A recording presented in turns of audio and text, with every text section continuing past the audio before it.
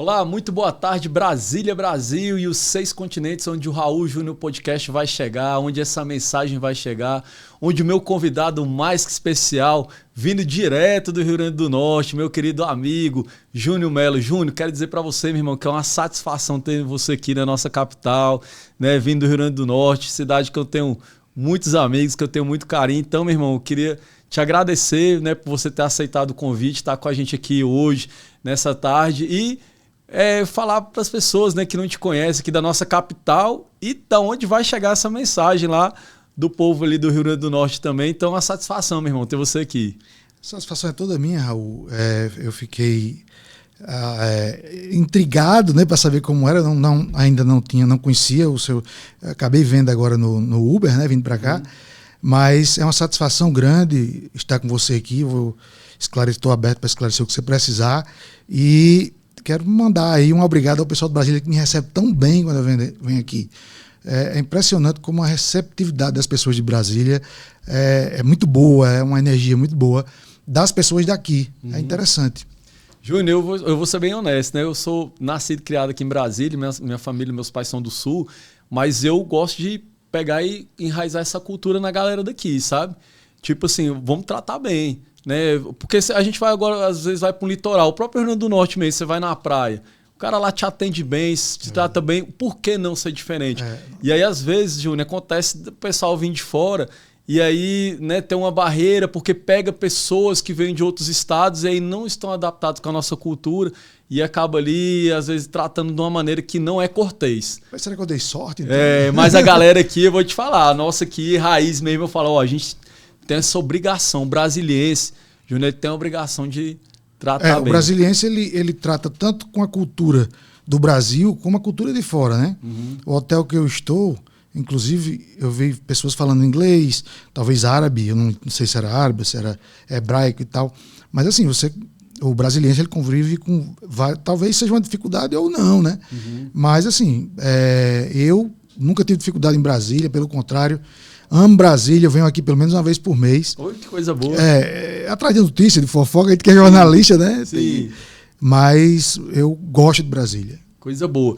Júnior, pegando nesse viés já, dando um pontapé aqui no nosso podcast, me fala um pouquinho de você, me fala um pouquinho do portal Terra Notícias, né?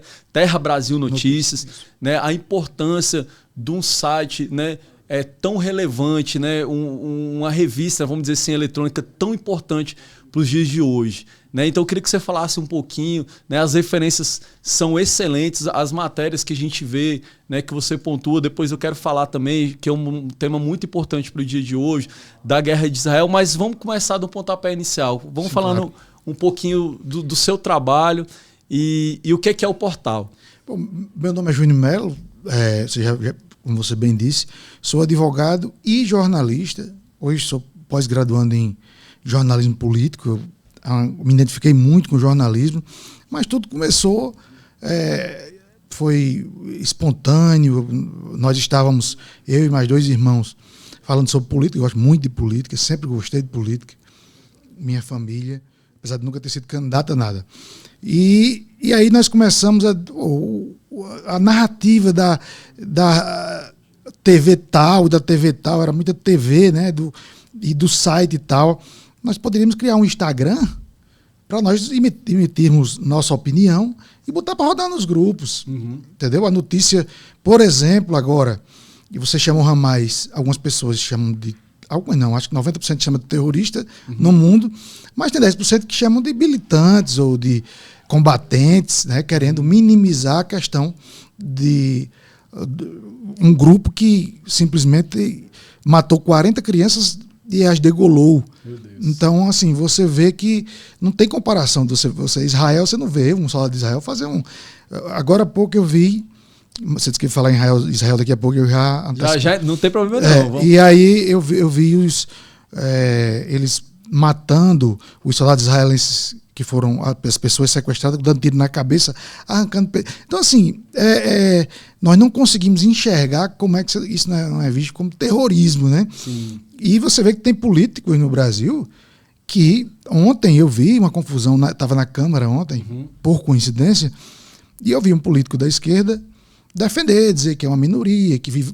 Nada se compara a você fazer uma atrocidade dessa, de matar, pegar 40 crianças, enjaular e depois matá-las. Então, assim, isso, e a gente não vê, por exemplo, o Brasil hoje é presidente do Conselho de Segurança da ONU. Ele poderia levantar e dizer o seguinte: vamos fazer aqui uma moção, um embargo àquela região. Mas não, tenta fazer aquele passado de pano. Então, essa narrativa que se cria era o que nós queríamos botar. Então, o Terra Brasil, se você for ler lá, você vai ver que o Terra Brasil chama de terrorista. Terrorista não é. Apesar de nós hoje, no começo não era assim, né? Antes da pandemia não era assim, nós tínhamos muita liberdade de falar sobre tudo. Sim. Nós começamos a entender que a nossa liberdade foi definhando a partir do momento da pandemia, que você não podia falar de assuntos sobre... talvez se eu falar a palavra aqui no seu podcast, o YouTube já deu uma... Então eu não posso sequer falar a palavra, eu tenho que falar imunizante. Então você fica perplexo como é uma coisa mundial que vai se movendo, uma agenda que chamam de 2030, que é uma coisa absurda. E exatamente o que eles querem fazer é massacrar uma parte da população mundial, calar, e aí eu posso falar depois aonde é que isso vai chegar, e o pior, que pessoas estão sendo usadas, que se dizem disso, que estão sendo usadas por propósitos da esquerda, sem eles são progressistas. Sim. O progressismo, você tem o progressismo, né? Por exemplo, o ministro Alexandre de Moraes disse com muita propriedade, ele disse, se fala muito que eu sou comunista, ele não é comunista. Nem ele e nenhum integrante da corte. Existe lá o progressista social-democrata, né, que eles chamam. Então, assim, eles acreditam que o conservadorismo é um problema e que a sociedade evolui. Então, esses são os progressistas. Só comunista, quem são os comunistas? Rússia. Você, por exemplo, o Hamas mesmo, se ele souber que, por exemplo, tem um familiar gay, ele mata. Meu Deus. Se ele souber que uma mulher casou com um homem, foi separada e não teve... Então, assim, tudo que o progressismo prega e o que o PT e a esquerda defendem, eles são contra. Então, assim, eu acho até que é um pouco de amadorismo, de não ler, Sim. de não ir atrás. Então, assim, o Terra Brasil começou com isso aí, uma brincadeira, e nós hoje, né, eu e minha esposa, meus irmãos não puderam continuar no trajeto porque demandava, um é médico, o outro é policial e funcionário público, né, estadual, e eles não puderam continuar comigo por conta da profissão, né, deles. Mas eu, como advogado, eu me encantei, assim, eu disse, meu Deus, eu posso levar a informação certa, Sim. eu posso mudar isso aqui. Então eu fui, nós fomos esclarecendo questões, e aí no começo era Terra Potiguar Notícias. Olha, né? Aí, bem regional. Exatamente, aí esse no começo foi bom, mas depois virou um problema. Por quê? Porque quando chegava no Rio Grande do Sul, o cara dizia, isso é fake news, é cabeça chata lá do... Entendeu? Então, assim, nós estávamos já com mais ou menos 1 milhão de uma cunhada minha que fez TI, ela disse, por que vocês não colocam isso num blog? E em vez de nós fazermos, Deus faz as coisas perfeitas, porque a gente estava tratando de fazer um blog pessoal, meu, e aí nós compramos um template, que você vai lá na internet, compra, para fazer um site, e nós compramos do portal de notícias, porque assim, o que Deus tem para você é muito melhor do que o que nós mesmos esperamos. É verdade. E aí Deus foi abrindo o caminho de uma forma que eu fico perplexo às vezes quando eu olho para trás. Então, assim, resumindo aqui, porque o nosso tempo também, sei que a gente não tem esse tempo todo, mas fazendo um resumo, quando nós olhamos, nós já estávamos entre os 50 maiores portais de notícias do Brasil. Incrível isso. Em um ano, né? Na pandemia, quando as pessoas ficaram muito em casa, porque a pandemia foi muito ruim por um lado, mas assim, ela também abriu os olhos por outro de muitas pessoas e nos deu a oportunidade de passar a informação correta. Então, Sim. na pandemia, assim, foi uma coisa assustadora. Sim. E hoje o Terra Brasil é o 17º, segundo o similarweb.com, é informação pública, né? Uhum. Nós somos o 17º em mídia de notícias do Brasil, né? E entre todos os sites, fofoca, tudo, nós somos o do 108º. Então, você imagina que o Brasil hoje tem, vamos lá, 50 mil sites. Uhum. Então, nós estamos ali na 17ª posição.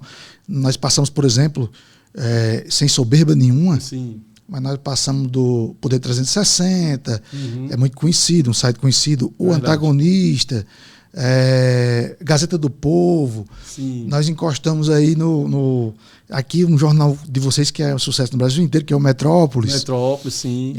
O Metrópolis, ele, assim, quem está por trás dele sabe muito engajar nas redes sociais. Uhum. É espetacular. E aí nós fomos os olhares das pessoas, porque assim, você começa a combater uma informação e você começa a levantar a questão. Por exemplo, vou citar aqui, mas não é só... Mas vamos lá, o G1. Ele fala uma coisa, o Terra fala outra. Falando o mesmo assunto, mas com visões diferentes. Diferente. E isso começou a incomodar tanto os políticos, a gente fala muito de política, né, da esquerda, talvez do centro, alguns. E aí a Folha de São Paulo começou a fazer matérias. Foi para Mossoró, pegou 45 graus, a sombra lá. Sobre o Terra. Passou, eu nem sabia, passaram alguns dias lá e a jornalista especial que é a Patrícia Campos Melo, ela foi que inclusive fez aquela matéria que foi parar no TSE, disparos. Ela achou que o Terra Brasil era um esquema da direita, aquele negócio tem um gabinete do ódio e tal. Achou que nós éramos ligados a Bolsonaro. Nunca conheci Bolsonaro. Cheguei a tirar uma foto com ele, mas foi 2 segundos, o segurança já me empurrando para ir embora. Pra tirar. Hoje eu estava tentando conhecê-lo e não consegui. Até hoje eu não conheço nenhum dos filhos de Bolsonaro. Mas assim, nós enfrentamos, eu e minha família, uma perseguição. Mesmo? As empresas de checagens, quase que eu não deixo você falar, se você não me cortar, viu? Júnior, uma coisa importante que eu quero te perguntar aqui, quero te perguntar isso também, já que você ia tocar uma outra situação ali, da questão da perseguição. Guarda isso daí que eu quero te perguntar. Tá. Mas essa questão da sua relevância do portal hoje, você acha que deve a credibilidade da informação correta que se perdeu? Se perdeu. Eu vejo que muita fake news. E aí o fato de vocês estarem vindo com esse viés de entregar uma informação correta, uma informação honesta, talvez seria isso, e você pode pontuar, pode ficar à vontade. Não, Raul, isso também eu posso acrescentar outros fatores. Não, sem dúvida. No começo nós éramos muito amadores. Então nós pegávamos aqui uma notícia, por exemplo, sobre a Covid-19, vamos dizer. E aí nós pegávamos a notícia de um portal dos Estados Unidos, né? E nós não fazíamos a devida checagem, apesar de nunca termos sido, pelo menos judicialmente, né, taxados como disseminadores de fake news. Certo. Isso não tem nenhuma ação. Lá no Rio Grande do Norte tem uma ação, nós ganhamos e agora estamos cobrando na justiça os honorários de sucumbência. Então, assim, de todas as formas, o próprio PT entrou com várias ações no TSE, nós ganhamos todas, e tem uma agora que nós colocaram como se fosse numa vala comum, mais 17 portais, e deu uma multa de R$10.000 para todo mundo. No sentido de calar a voz? Nesse sentido, de calar a voz de vocês, assim, o PT pediu, por exemplo, um absurdo, ele fez como é que o Deltan Dallagnol fez aquele, né? Ele fez tipo um cronograma de como era e botou o Terra Brasil lá em cima, como se fosse... E aí pediu a justiça, busca apreensão na minha casa. Ainda bem que a justiça... Assim, por isso que muitas pessoas dizem, rapaz, a justiça aí...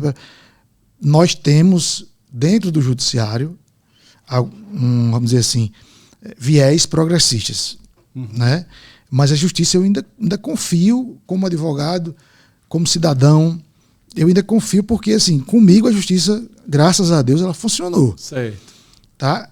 Chegaram a entrar, Júnior, na tua casa, tudo? Não. Pediram, mas foi negado. Só fizeram o pedido. Eu não sei se fizeram alguma investigação, a gente não fica sabendo, ou se há algum andamento. Mas, por exemplo, inquérito das fake news, nós nunca fomos citados. Sim. Inquérito, só essa da campanha, porque nós fizemos uma ligação entre Lula, passamos um vídeo da ligação entre Lula e o Marcola dizendo que votava nele. Não pode falar isso.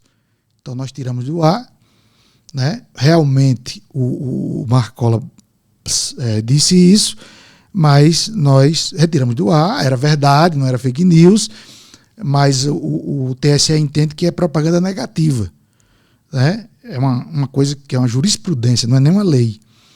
Mas nós sempre seguimos, tiramos do ar e aí sempre tentamos com muito cuidado.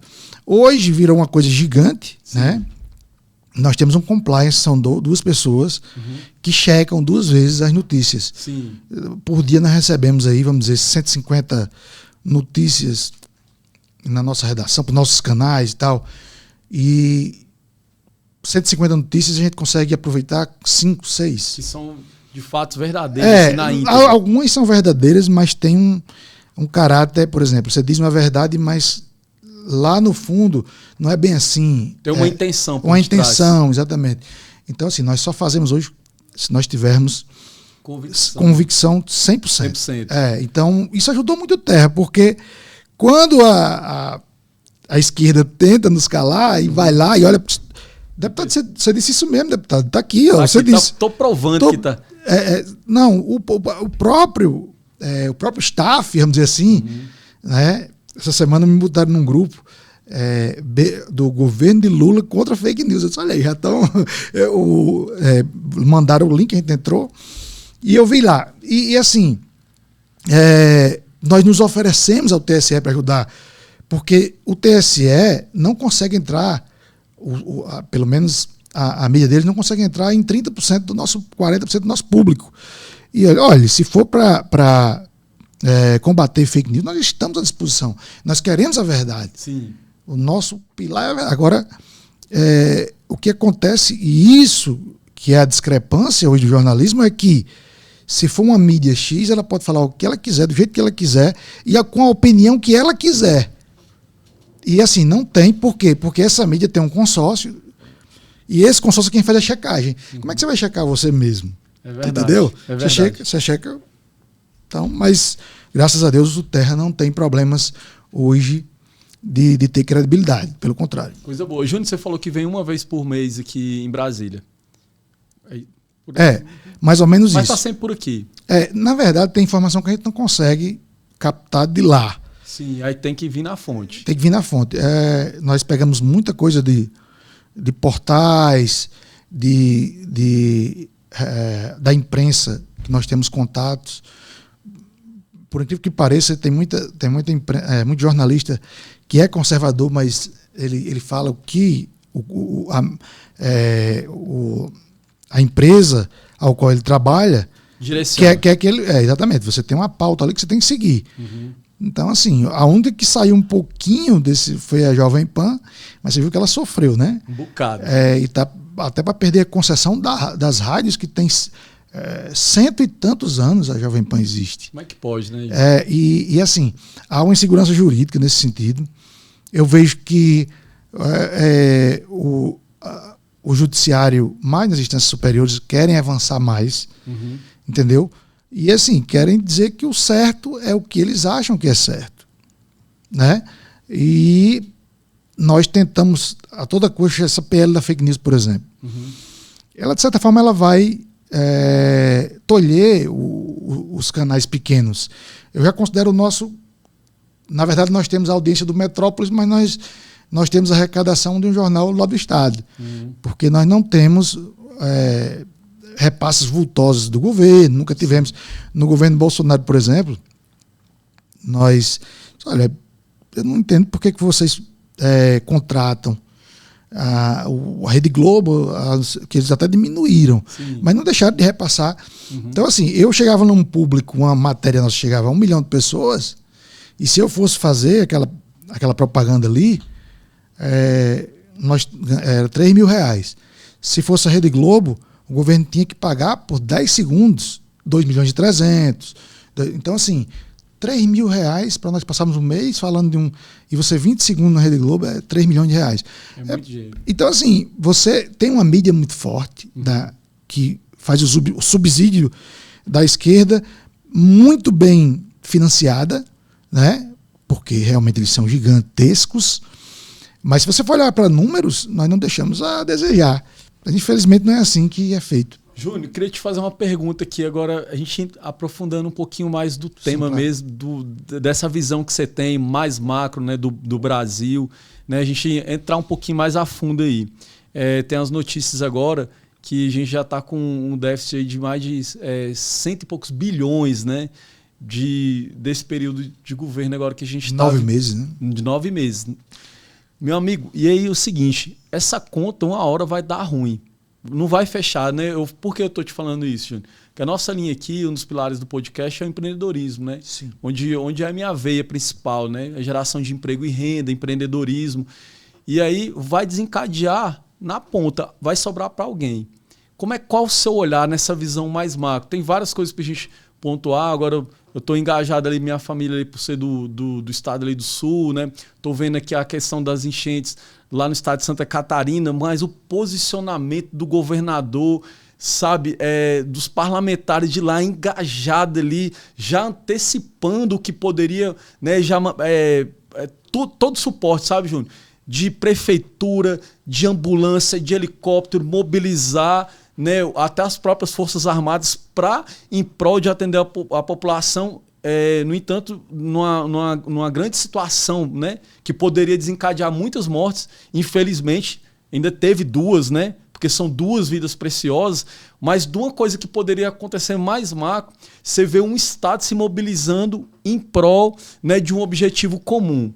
Estou falando de um Estado de Santa Catarina, mas pensando num todo, Júnior, cara, o nosso Brasil, meu amigo, porque esse dinheiro vai faltar em algum lugar. Como é que você vê isso? Hoje, com 9 meses de governo.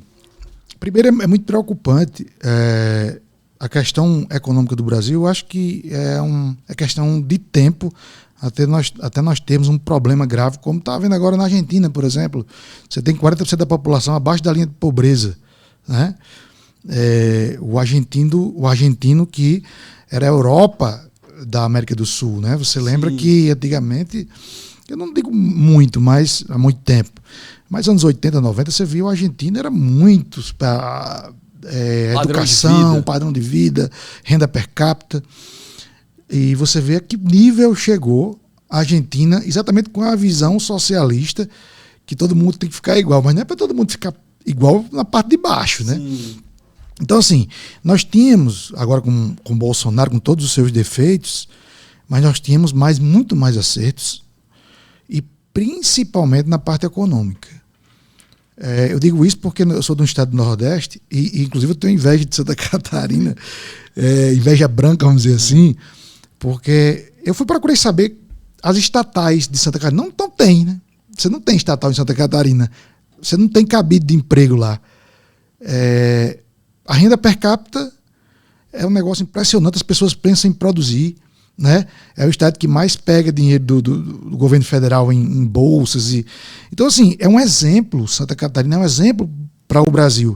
Mas Santa Catarina é vista hoje, às vezes, talvez por uma parte da população, como inimiga. Eu vi um ministro, não sei se foi... não sei qual foi o ministro que disse o seguinte, que o sonho do pobre do Nordeste era ser rico... Aliás, o sonho do nordestino era ser pobre em Santa Catarina, ou foi no Rio Grande do Sul. Mas, enfim, na região sul. Uhum. Porque vocês são arraigados com aquela cultura do europeu, né? Que, eu não sei, o Nordeste, se você pegar o Nordeste, você vai ver que lá chove mais do que, por exemplo, na Califórnia. Olha aí. Mas a Califórnia, se você for pegar o estado da Califórnia sozinho, Ele é mais rico do que 10%, ficaria entre os 10 países mais ricos do mundo. Por quê? Porque o dinheiro é bem empregado. E Bolsonaro começou a fazer isso. Ele começou a emancipar o Nordeste. Nós já estávamos bem encaminhados, rapaz. Eu fiquei... Então, assim, o que é que Bolsonaro ia fazer? O agricultor ia ter... O agricultor ele faz o seguinte, lá no Nordeste, para entrar depois propriamente na economia. Ele vive muito do assistencialismo, porque ele foi mal acostumado. Isso desde os anos 70, quando tinha a emergência, que a gente chamava. O cara ficava ali limpando o mato e o governo dava o feijão. Lá no Sul, não. O cara dizia, eu não quero esse feijão, não. Eu vou plantar meu feijão. Sim. Apesar de que lá no Sul, vocês têm um clima muito mais propício, né, para fazer essa cultura do plantio e Sim. tal. Mas isso... o Nordeste tem água. Sim. Até ia falar isso, Júnior. Tem a questão da transposição do Rio São Francisco. Isso. Foi concluído, não foi? Foi concluído. Desde Dom Pedro II, né? Que estava o governo do PT, 16 anos, gastaram 5 bilhões, praticamente não se aproveitou nada. Eles dizem, não, porque só fez 10%, não, teve que refazer. Eu acompanhei isso de perto, porque eu acompanhava o ministro Rogério Marinho. Eu era entusiasta do trabalho dele, do ministro Rogério Marinho, e assim, era um cara altamente... O cara começou a pensar assim, vamos resolver o problema do Nordeste. E Bolsonaro disse, eu quero saber quanto é que você vai gastar, eu quero que tire essa coisa do assistencialismo lá do Nordeste e deixe as pessoas de lá escolherem o voto, não pela cesta básica, não pelo Bolsa, mas eles vão escolher porque eles querem, porque eles sabem. Mas assim, foi um desespero, né, para a esquerda. O negócio no Nordeste começou a Bolsonaro se avolumar, né? Sim. E aí a esquerda foi toda lá para dentro. Você vê que, se você pegar o mapa do Brasil hoje, você vê que é tipo, o Nordeste é governado pela esquerda, né? Por conta do assistencialismo. É tanto que quando eles entraram, eles já fecharam as comportas do Rio São Francisco, voltou carro-pipa, não, vamos rever isso aqui e tal. E ele não ia deixar esse ganho político para Bolsonaro. Sim. E aí as pessoas voltaram agora. Pena, né, que gente? Pena. E Bolsonaro, o que ele fazia? E por isso que tem muito nordestino que está... foi o que eu fiz da minha vida. Bolsonaro deu R$600 ao cara, deu R$600 à mulher, né? Ele dava ao casal R$1.200. Se a mulher fosse solteira, ele dava os R$1.200. Se a pessoa arranjasse um emprego, ele deixava o Bolsa Família por 6 meses. Então, assim, o cara arrumava um emprego, ainda continuava, porque ele queria qualidade. Nunca se rodou tanto dinheiro no Nordeste como se rodou com o Bolsonaro. Sim. Né? E aí o PT, quando entra, ele diminui esse valor, tira das pessoas. Mas, assim, voltando àquela questão econômica, o Bolsonaro deixou um lastro de 52 bilhões. Sim. Então, se você contar, você vai ter menos 52 e mais o que está hoje em déficit, né? E aí você vê que a Haddad não aparece muito, e até com vergonha. Como é que o cara deixou no azul desde não sei de quando, eu não me lembro, mas eu acho que nunca tinha ficado no azul, me parece, de um governo para o outro. E ele deixou 52 bilhões em caixa. O cara deixa depois de uma pandemia, guerra na Ucrânia, onde subiram os combustíveis no mundo inteiro. Bolsonaro conseguiu baixar aqui, chegou a R$8, ele não, vamos, e foi para cima e conseguiu baixar. Então, assim, eu sou entusiasta do trabalho de Paulo Guedes, né? Eu acho que o Bolsonaro se perdeu na questão política, mais pelo seu entorno, né? Ele se deixou levar ali, talvez, pelo entorno mais de militares, que tinham uma visão diferente, apesar de que eu respeito muito os militares, eles não tinham pensamento de ter barganha. Sim. E tal. Mas a política, infelizmente, ela é feita é um jogo de xadrez muito complexo. Sim. E ele achou que 2 mais 2 eram 4. Não, na política, não. Não funciona assim. E aí Paulo Guedes deu uma explicação ao que vai acontecer. Ele disse, vamos fazer de conta que o seu pai, você que é empresário e trabalha... eu vou fazer aqui, ele falou de uma forma para todo mundo entender. Ele disse, eu quero que seu pai seja rico. E você é filhinho do papai. O seu pai morre, né? E aí você ficou com o dinheiro do seu pai. Se você for um filho empreendedor como você, a tendência do dinheiro é duplicar ou triplicar. Mas se você pega um filho gastador, ele vai acabar com tudo. Ele vai viver bem durante um tempo. Na Bíblia fala do filho pródigo, pegou tudo, foi embora depois, começou a comer. Lá no Nordeste a gente chama de lavagem de porco. Bolotas de o que o porco comia. A lavagem. Aí ele disse: peraí, eu vou voltar para casa do meu. Então, o povo brasileiro talvez passe por essa questão do filho pródigo. Por quê? Porque se nós estamos com um déficit 9 meses de 2 vezes o valor que Bolsonaro deixou em caixa, você imagina daqui. Então, o filho está gastando. Né? Indiscriminadamente. Para Lula entrar, ele conseguiu fazer a PEC da transição, que já foi dado para ele gastar um cheque de 200 bilhões. Você imagina isso. Ele acabou com esse dinheiro rapidinho.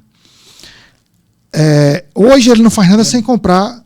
E é muito rápido que ele gastou, né? Não, muito rápido. Em um dia ele gasta 3 bilhões e meio em emendas. Em um dia. Ele bate recorde em cima de recorde.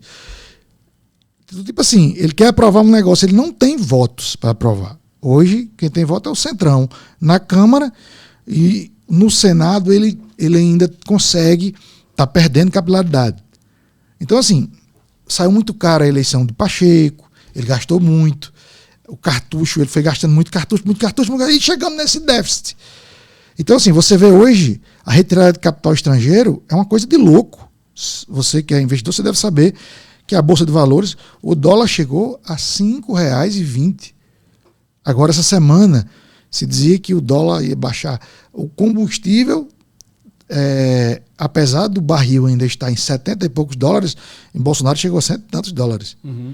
Hoje a gasolina lá nas cidades do Nordeste, tem cidade que vende a R$ 7,50 o litro da gasolina. Então, assim, tudo que Bolsonaro enfrentou numa pandemia, ele conseguiu deixar 52 bilhões em caixa.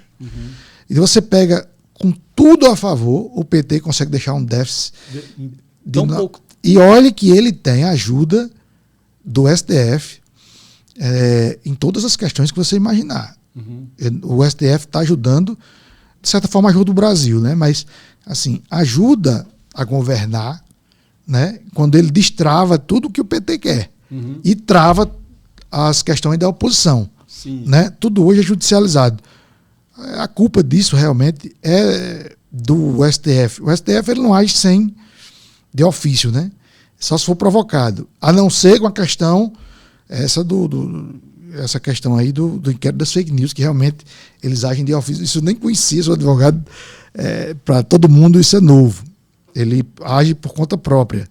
Mas o judiciário ele não age por conta própria. Geralmente é um partido de esquerda que vai lá, e se você olhar, os partidos de esquerda foram atendidos nesses últimos anos, 99% de suas demandas. Júnior, entendeu? Eu queria tocar também num assunto também que é bem importante e que hoje o Brasil produz para todo mundo, né? Hoje isso se deve, né? Eu vejo que o governo Bolsonaro ele foi um dos maiores de toda a história. Eu não vi outras pessoas comentando de um governo que tanto investiu no agro, né? Igual. E agora, meu amigo, qual que é essa leitura que você faz aí dessas? Porque, por exemplo, aqui em Brasília nem produz tanto, mas tem também essa questão do setor produtivo, mas nem se compara. Mas vizinho aqui, Mato Grosso, Goiás. Sim, eu falo que aqui em volta tem bem pequeno, né? Por exemplo, você vai Unai aqui, né? Ainda produz, pouquinha coisa, mas produz. Aqui eu tô falando aqui em Brasília mesmo. É porque o trabalho de vocês aqui é mais dar suporte ao Brasil inteiro. Exatamente. Não é a função do Distrito Federal. O Distrito Federal foi feito, e você me corrige se eu estiver enganado, mas para dar suporte ao Brasil inteiro na questão burocrática, né? E é interessante que Brasília foi pensado para ficar longe do povo, né? Os políticos ficarem isolados aqui. Então, assim, realmente essa questão agropecuária não é bem, mas mesmo assim ainda tem. Por que eu tô te falando isso? Porque eu não tô, a gente, como a gente tá meio central aqui, eu não tenho viajado muito, né? Eu fui agora para o estado de Santa Catarina, tô indo agora semana que vem lá para Paraíba, e aí agora que eu tô ouvindo algumas coisas de fora, mas por exemplo, aqui os próprios produtores aqui de Brasília, que estão aqui na região do entorno, já estão falando que, já, por exemplo, estavam ali investindo em maquinário e tal, já não estou vendo essa conversa mais. E aí você com um maquinário mais moderno, com incentivo ali, a tendência nossa do produtor é o cara fazer mais, fazer acontecer, né? Porque está sendo o tempo inteiro incentivado, motivado, né? E a investir mais mesmo e produzir mais. E agora, meu amigo, que esse incentivo não está vindo dessa forma, como é que é a sua visão em relação ao agro? Olha, eu estive conversando, esse bate-papo que eu tenho com os deputados federais, senadores, até com ministros, ex-ministros. Eu conversei com um deputado do Mato Grosso, Rodolfo, alguma coisa, ele é do PL. E ele é agropecuarista e é também... agropecuarista é o que trabalha com gado, né? Mas tem o que trabalha com a roça lá, que é o... Não sei se é o agropecuarista, pega os dois. Não sei se eu estou falando a nomenclatura certa. Sei. Agricultor, né? Agricultor. Obrigado, produção. Agricultor. Ele é agricultor e ele disse que hoje está deixando, o pessoal está deixando mais de criar gado para colocar. O agro ficou tão forte que o PT hoje, em 9 meses, ele trabalha para barrar. Olha só, que ele vê no agro a questão do setor ficar muito forte, e o setor do agro, ele não coaduna com aquele pensamento de, vamos dizer assim, de dividir, morrer de trabalhar e dividir sua riqueza com A ou com B. Né? E aí a esquerda ela pensa muito, isso é um pensamento utópico, até entendi antes de começar aqui, que a esquerda pensa em, por exemplo, cada pessoa tem um pedacinho de terra e viver daquele pedacinho de terra, eles chamam de agricultura familiar. E que esse negócio de importação é baboseira e que o país, se você tiver... Lula disse, se você tiver uma casa, se você quiser uma casa, você vai ter uma casa. Se você quiser um carro, você vai ter um carro. Se você quiser casa de praia, você vai ter uma casa de praia. Mas você não vai ter isso aí se não for no capitalismo. Isso está provado nos países, por exemplo, como Cuba. Um amigo meu chegou em Cuba, levou $3.000, conheceu uma mulher lá, estudou comigo, conheceu uma mulher... Pegou $3.000, botou no bolso, foi lá em Cuba, tudo barato. Aí ele chegou no carrinho, foi com ela no supermercado. Aí ela estava andando, aí ele pegou o carrinho, começou a botar carne, e pá, um negócio muito barato. Vou botar logo, vou encher o carrinho aqui. Aí as pessoas começaram a olhar para ele. Isso ele me contou, e depois você pode procurar na internet. E aí as pessoas começaram todo mundo a olhar para ele, e ele enchendo o carrinho. Aí ela chegou, né, e disse... O que você está fazendo? Aí ele disse, eu estou fazendo uma feira. Aí ela disse, não, nós não podemos, você só pode levar um frango. E você tem que fazer um cadastro para comprar carne. E aí ele disse, mas eu tenho dinheiro. Ela disse, não, eu sei, mas você não pode. Então, assim, o que é que o comunismo, né? Eles dizem que nunca foi implantado, porque você está vendo o Cuba desse jeito, mas nunca foi implantado o comunismo como deve ser. Lá na China ainda não é comunista como deve ser. Porque a China ela usa um sistema híbrido. Ela usa o capitalismo, né? Mas a mão de obra é do comunismo, que é barata, né? Você não pode cobrar caro. Toda empresa do governo, é uma parceria. Então, assim, mas você não consegue, nem vai conseguir, porque já se tentou em todos os lugares. A revolução do proletariado, dos trabalhadores, eles imaginam o seguinte, que deve ter uma cidade como Brasília, governada por burocratas, né? E leia-se professores, técnicos, burocratas técnicos, e a camada dos trabalhadores e da população. Então eles pensam que tudo deve ser dividido igual e que nós vamos... Mas só que o seguinte, o ser humano, ele, se fosse assim... Deus não teria... Lá no Éden, nosso problema é lá no Éden.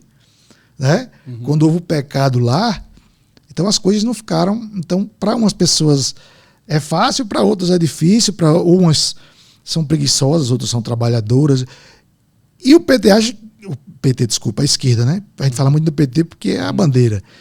Mas a esquerda acha que dá para viver sem trabalhar, todo mundo tendo... Não existe isso, não, porque o mundo foi feito. Até porque, Júnior, como é que a pessoa vai consumir se ela não produz? Como é? A conta não fecha. Aí, aí o que é que eles fazem? Eles cobram mais impostos. Né? A intenção é cobrar muito imposto, para que esse dinheiro volte, para que eles distribuam em forma daquele assistencialismo que tem lá no Nordeste.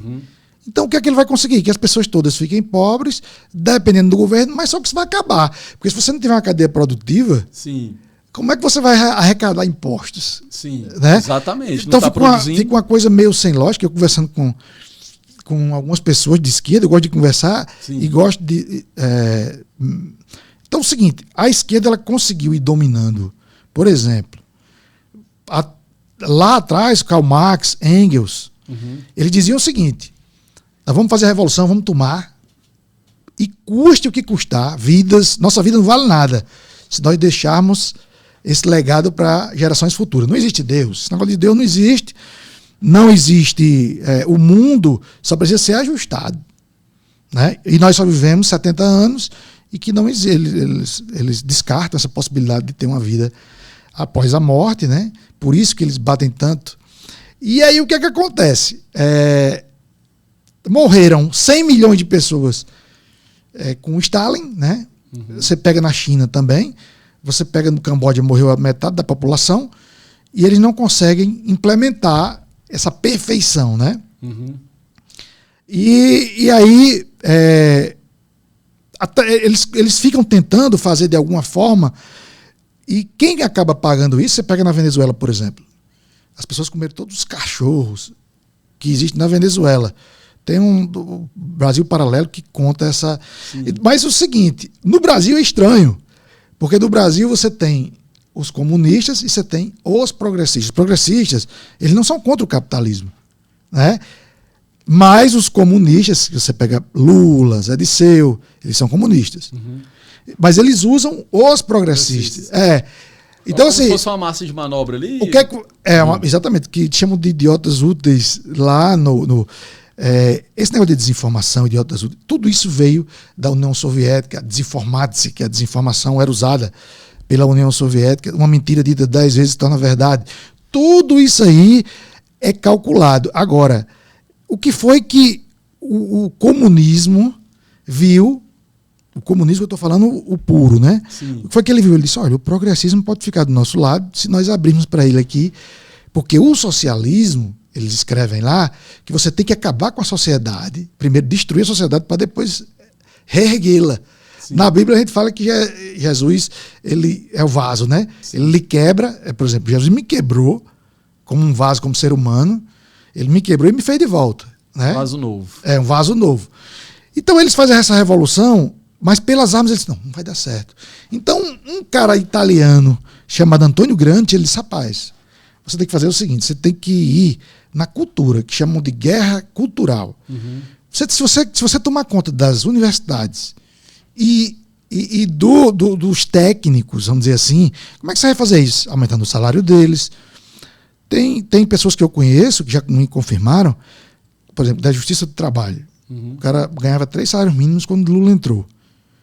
Foi o que Lula fez. Ele começou a aumentar o salário dessa camada de trabalhadores, principalmente funcionários públicos federais. Porque é um objetivo, está lá na cartilha, o Manifesto Comunista. Então ele melhorou muito a vida dessas pessoas que hoje estão entranhadas, aparelhadas no sistema público em geral. Ele passou 2 mandatos, né? Dilma passou mais 1,5. Então imagine que uma geração inteira foi comprada. E aí ele disse que quando Lula saiu, deixou ele ganhando 14 salários. Meu Deus.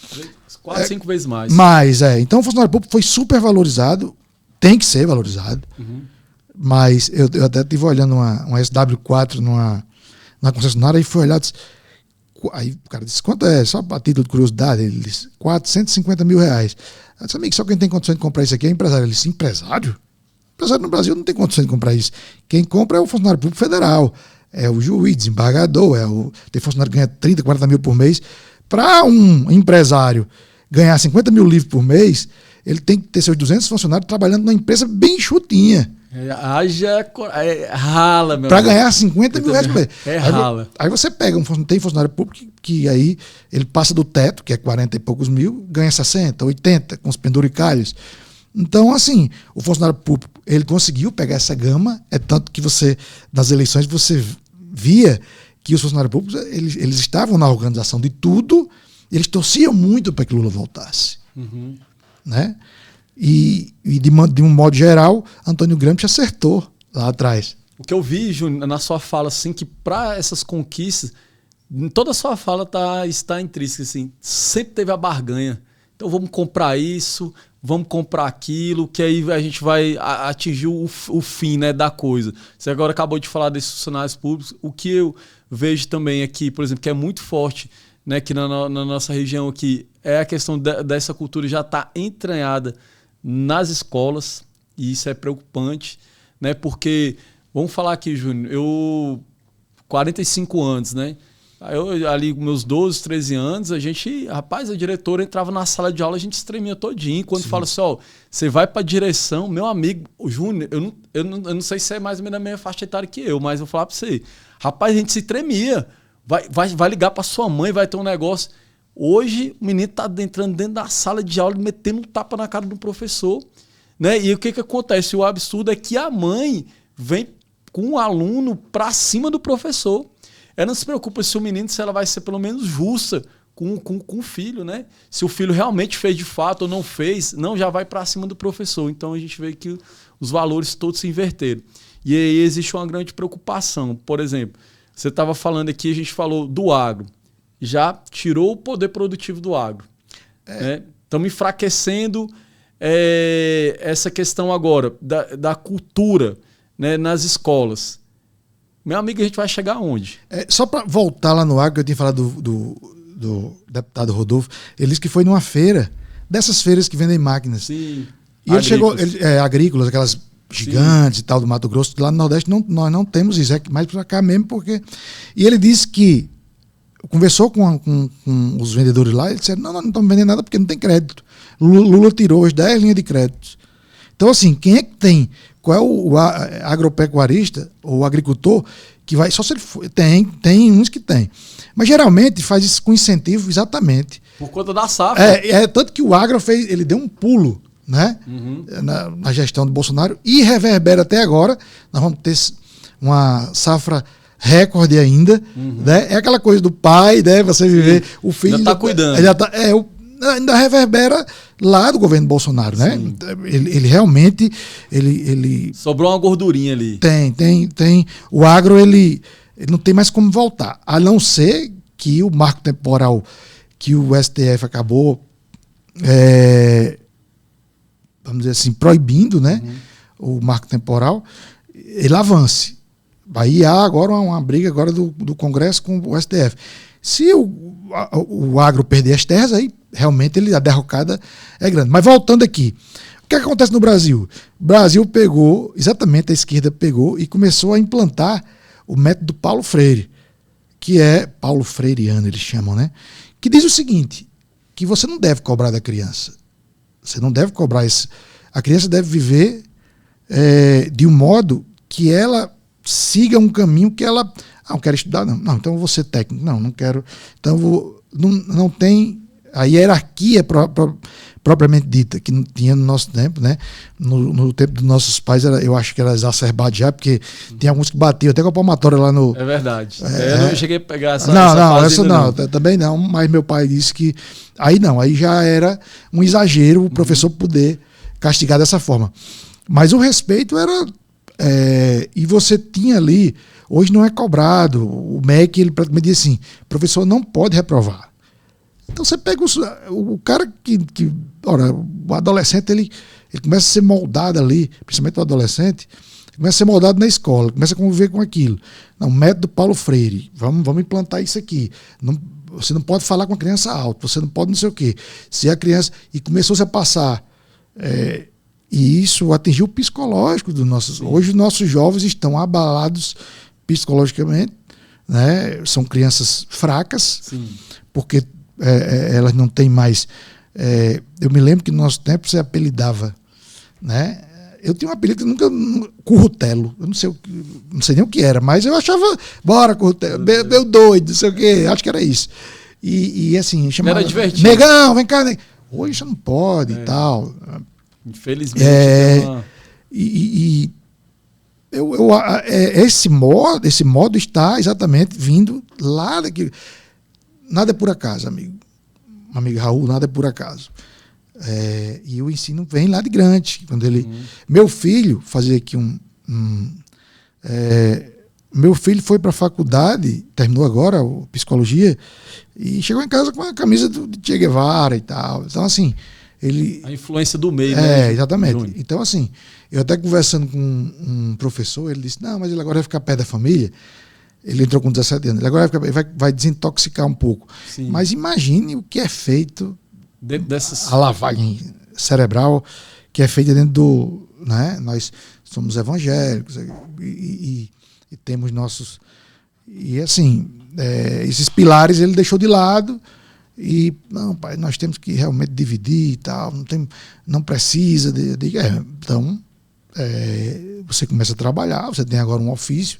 Até hoje eu lhe sustentei, o comunismo até hoje deu certo, porque eu lhe banquei. Mas um menino muito bom e tal. Sei. E assim, calculou a rota, conseguiu. E aí tá comigo, né? Acho que ele já mudou um pouco, inclusive, essa visão. Sabe as dificuldades que o mundo é aqui fora, né? Que o mundo tem aqui fora. E aí ele, não é assim, não, peraí, para montar um escritório aí, não, eu quero uma coisa minha, eu queria ajudar e tal. Ele disse, não, eu vou fazer. Vem com aquela coisa na cabeça de que, olha, você não precisa do seu pai para nada, não precisa da sua mãe para nada. Claro que a família é para isso, né? Para isso.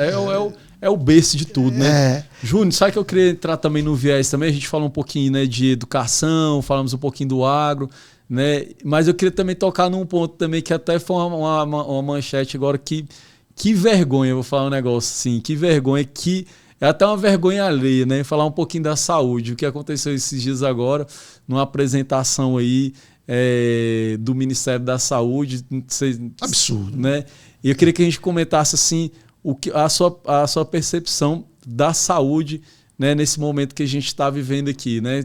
Eu não sei se é o meu olhar assim, Júnior. Eu não acredito que a saúde ela tenha...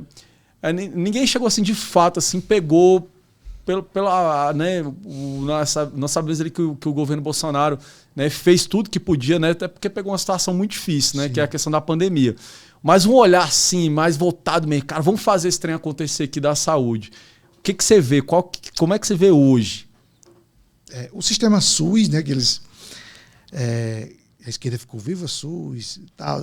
O sistema SUS, se você pegar o sistema SUS do governo Bolsonaro e você pegar em 9 meses do governo Lula, o que foi que mudou? Absolutamente nada, é só a lacração. Lá nos Estados Unidos chama de cultura woke, né? E aí você fala que o Bolsonaro foi um genocida. Como é que pode, se ele comprou 600 milhões de vacinas? A primeira vacina que foi usada no mundo foi usada 45 dias antes dele começar a comprar. Então, assim, tudo é narrativa, né? E passa por aquela coisa da mídia, grande mídia principalmente, não essa mídia pequena, média, independente. Essa mídia, ela não se cria, vamos dizer assim. A não ser um milagre desse com o Terra Brasil, né? Inclusive, eu entro no assunto e já vou para outro, porque vai puxando. Sim. O Terra Brasil, ele vinha numa linha muito...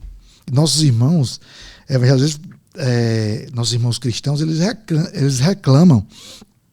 Pô, você começou a botar fofoca. Porque nós sofremos uma perseguição, além da insegurança jurídica, nós sofremos uma perseguição das Big Techs. Que hoje nós somos dominados pelo Facebook, né, pelo Google, o Twitter até pouco tempo também. São 4 ou 5 empresas no mundo, o YouTube, elas tomam de conta desse universo que hoje é o que nós usamos para passar, incomoda tanto a esquerda, que são exatamente as redes sociais. Sim. Hoje a TV... ela sai primeiro na rede social, depois vai para ela, né? É um poder de disseminação. E claro que nesse meio tem muita gente maldosa que usa, tanto da direita como da esquerda, que usa a rede social mal usada, para o mal. Né? Fake news e como tantas como qualquer profissão. Como sempre houve, a mentira sempre existiu. Mas assim, eles pegam um exemplo desse e tentam calar exatamente quem trabalha correto. Sim. Entendeu? Então, assim, eu não me lembro agora o nome de um site da Paraíba, era muito bom, Ele fechou porque com medo, porque quando foi para CPI, alguma coisa assim desse tipo, e aí ele fechou, disse, não tem mais segurança e tal, jurídica, e fechou. E alguns outros foram presos, jornalistas, que falavam que a liberdade de expressão era plena no Brasil. Sim. Né? Você podia falar o que quisesse de você. Se você quisesse, você me processava por injúria, difamação. E agora há esse crime que não há essa previsão legal, mas a jurisprudência já pune, né? Sim. E aí nós começamos a fazer fofoca, a falar algumas vezes coisas sobre coisas interessantes. Até fazer uma sátira assim Sim, também, né? Exatamente. E, por exemplo, nós falamos hoje, eu estava vendo, eu não estou acompanhando, mas eu estava vendo que a mulher de Estênio Garcia passou um chifre. Uhum. Né? Nós não fazíamos esse tipo de fofoca. Uhum. Mas para nós fugirmos, a gente chama de algoritmo. Para nós fugirmos do algoritmo, tivemos que dar um pouco. Para nós ficarmos com 70%, nós tivemos que dar 30% a eles. Olha só. Então, assim, é uma questão que para nós não perdermos esse canal... Sim, que é incrível, né? Que é um canal incrível. E você vê que nós não passamos pano, não. Sim. Joias que Bolsonaro vendeu, nós não escondemos. Uhum. Apesar de que depois nós vamos lá, fazemos a checagem, né? E não é bem assim, a joia estava no acervo pessoal dele, podia vender. Sim. Agora o próprio Bolsonaro atirava no pé dele, porque ele revogou, ele é tão correto, que ele revogava coisas que ele tinha direito no governo dele, e tinha uma portaria dizendo que ele podia vender. Uhum. E não foi colocado outro no lugar. Então, assim, muita coisa que vai ser depois... Mas aí o que é que a imprensa faz? A narrativa. Ladrão de joias. Ju, tem uma coisa que eu quero que você comente aqui, e eu vou jogar para você, e eu tenho certeza que você vai ter muita sabedoria para falar isso, meu amigo. Tá, foi eleito, a gente tem um governo novo aí e tudo, né? O que aconteceu do 7 de setembro, do ano passado para esse 7 de setembro? As pessoas não estavam querendo pegar uma gripe, o que foi que aconteceu? Aquela comoção nacional aqui, que a gente, ali no desfile ali do 7 de setembro, eu fui no 7 de setembro do ano passado. Era um mar de pessoas. Não, eu levei meus filhos. Deixa eu te falar, meu filho se emocionou. Ele se emocionou com aquilo lá, gente. É muito emocionante. Eu 13 anos, eu fui no impeachment, foi do Collor, né? E aí lá os caras pintados e tal. Eu tava lá, eu tava ali na frente, a gente participou, foi bacana. A gente saiu das escolas, né? Pra ir ali na frente do Congresso, ver o que ia acontecer e tal. Beleza. Então eu vi alguns movimentos aqui, né? Sou nascido e criado aqui em Brasília. Mas o que eu vi ali, inclusive no desfile, né, da posse do presidente Fui, que foi lindo, lindo, lindo também. Mas igual 7 de setembro, eu nunca tinha visto. E as crianças, Júnior, dessa geração aí, que já tem um entendimento, vamos colocar ali de 8 para cima, que entende um pouquinho do que está acontecendo no país. Júnior, eu vi crianças se emocionando com aquilo ali. E o que aconteceu, meu amigo? Pois Bolsonaro avivou esse patriotismo, né, das pessoas, né? Os símbolos nacionais que o governo de esquerda ele tenta esconder de certa forma. Eu vou só lhe dar uma... Desculpa. Hoje eu procurei em Brasília uma bandeira do Brasil, que tinha um rapaz tocando violino. Sim. Lá na frente do Shopping Nacional, é isso? Tem o Conjunto Nacional. Conjunto Nacional. Uhum. Tinha um rapaz tocando lá, e eu achei bonita a canção, e aí eu disse, eu vou pegar a imagem dele e vou jogar numa bandeira. Rapaz, eu não consegui achar uma bandeira, achei nos Correios, mas você vê em cima de outro, porque em Brasília você via muita bandeira do Brasil. E outra coisa que eu achei interessante, as pessoas não usam mais verde e amarelo aqui em Brasília, as pessoas não se identificam. Então, o que é isso? A autorregulação. O que é a autorregulação? Você mesmo se regula. Porque se você disser que fala tudo que você quer hoje para qualquer pessoa, você está mentindo.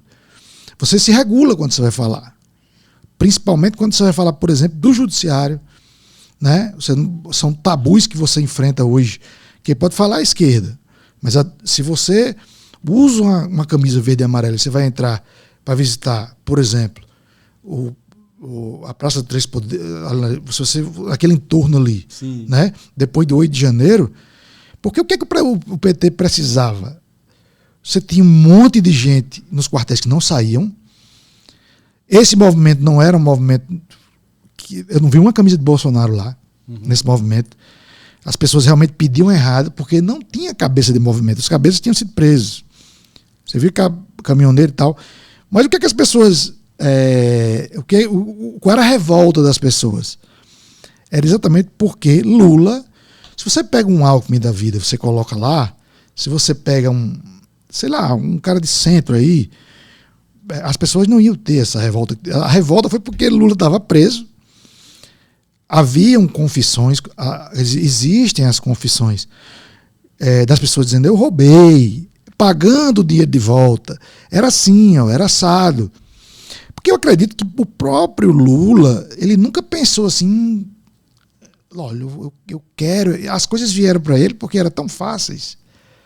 O esquema de propina, o propinoduto foi tão grande que acabou respingando. O cara dava um apartamento. Rapaz, era um negócio, 3% de uma obra de 60 bilhões.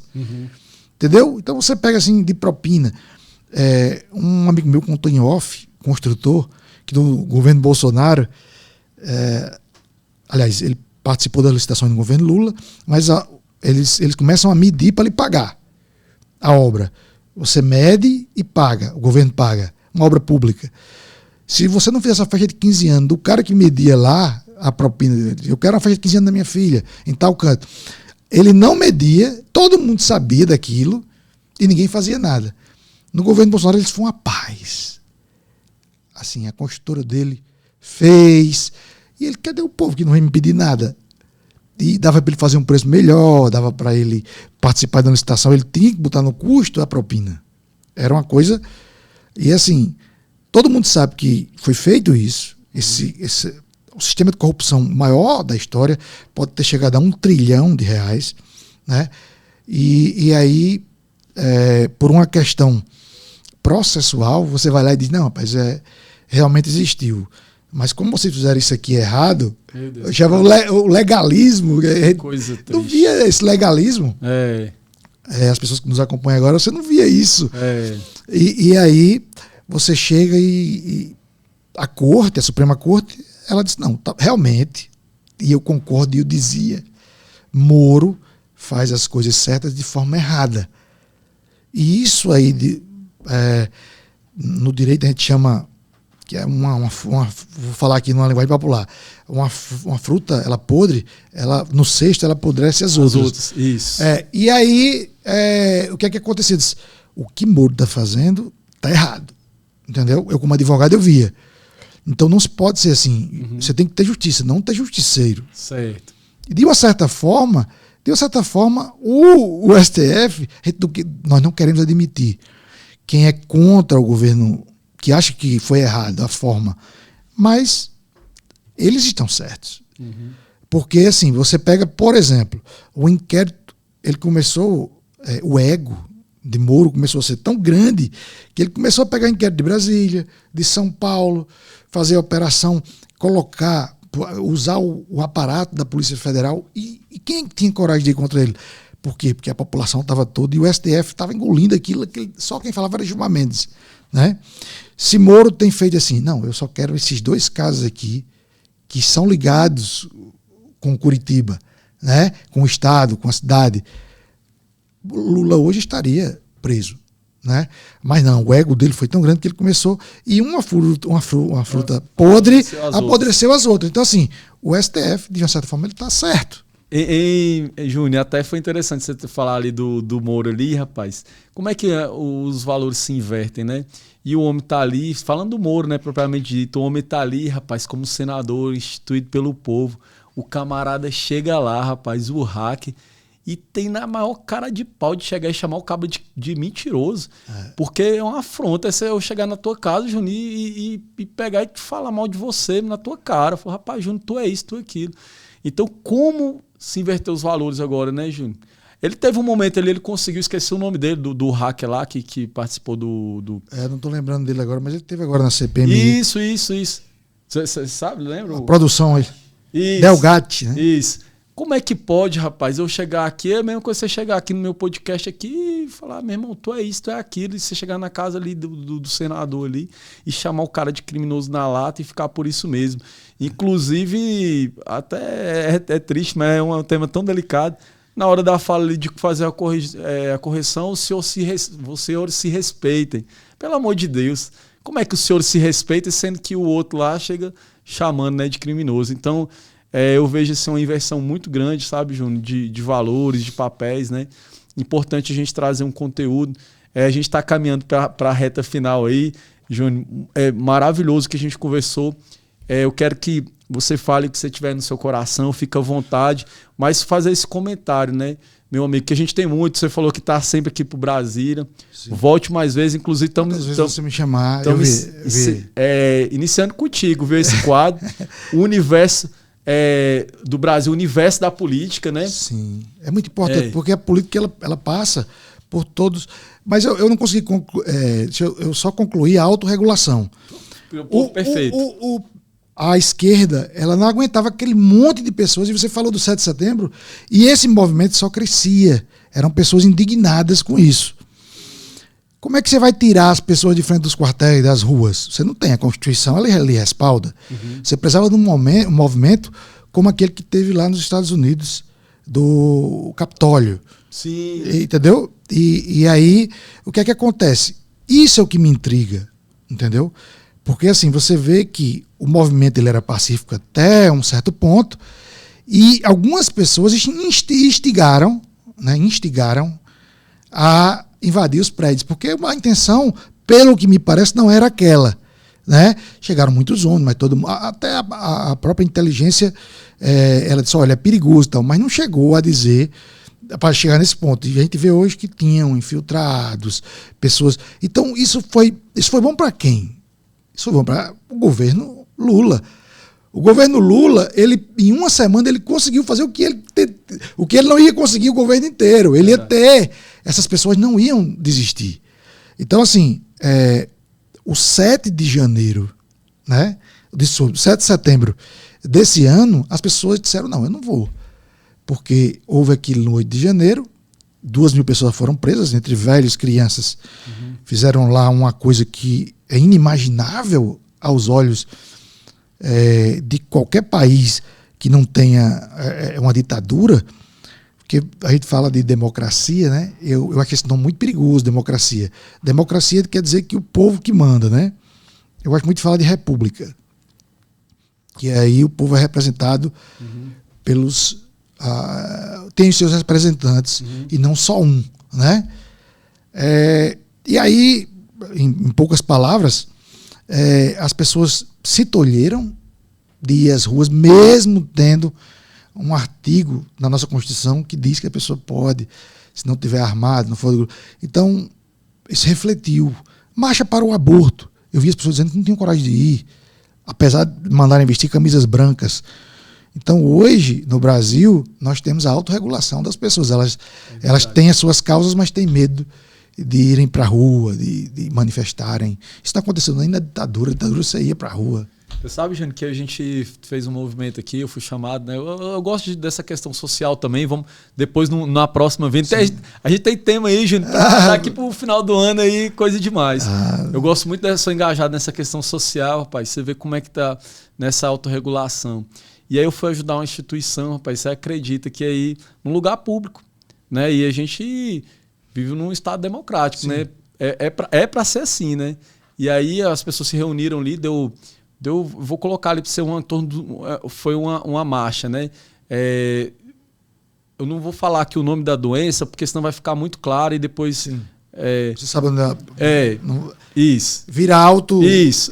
E aí, beleza, a gente fez a caminhada, foi muito bacana, de consciência para aquela doença. Então vamos terminar aqui, então vamos agradecer e tal, aquela coisa. Vamos fazer uma oração aqui do Pai Nosso. Fui podado lá. A gente não pôde orar.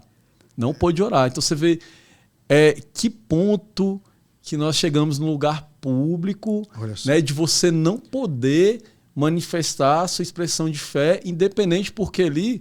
Eu não estou puxando para o lado do evangélico, eu não estou puxando para o lado do católico, eu não estou puxando para espírito, nada. é uma oração universal. E ali a gente foi polido ali, sabe? Tolhido, né? Pois é.